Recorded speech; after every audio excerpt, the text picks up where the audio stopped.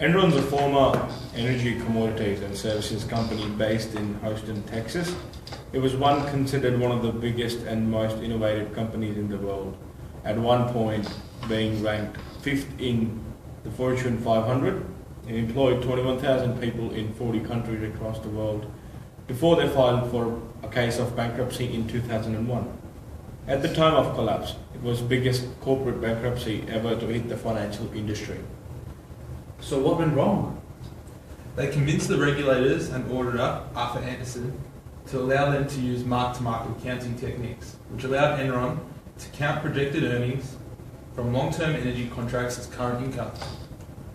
They also used accounting which allowed Enron to appear more powerful on paper than it really was. Through their CFO, Andrew Fastow, they moved debt obligations offshore to companies often named after Star Wars to hide massive losses. This combination of overstating earnings and understating losses made Enron value on the stock market severely inflated.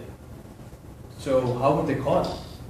In early to mid-2001, after mounting public skepticism about Enron's financial status, the Securities Exchange Commission led a formal investigation into Enron's financials.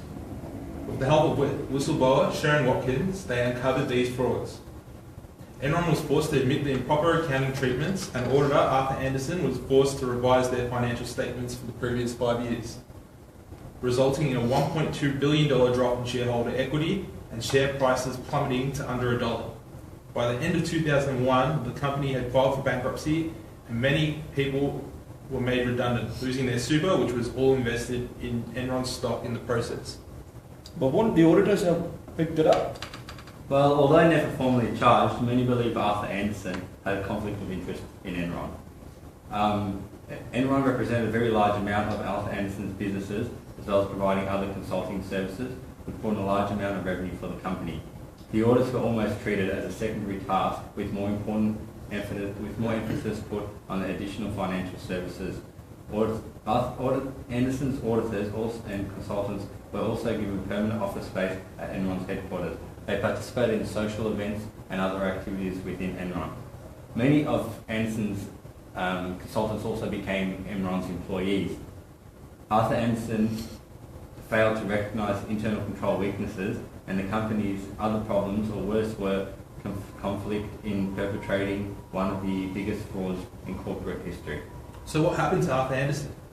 Following the collapse of Enron, Arthur Andersen was charged with obstruction of justice for shredding documents.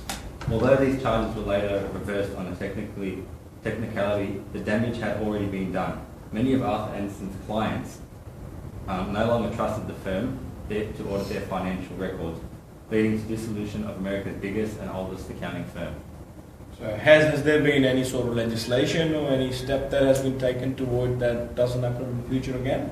Well, as a result of the Enron scandal, the Sarbanes-Oxley Act came into existence in 2002, which banned accounting firms from providing multiple services such as financial services, auditing, taxation, and vice versa to one client. The rationale being that it would decrease conflict on trust and improve audit independence.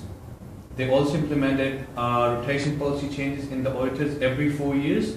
One of the major reasons to do this is to avoid too much familiarity towards the client. In Australia, we still haven't implemented these tougher restrictions on audit firms providing extra services to audit clients, which is unfortunate. Is there anything else that can be done to prevent these occurrences from happening? Well, one recommendation has been the external auditors should be selected by an external party, like the government, to avoid conflicts.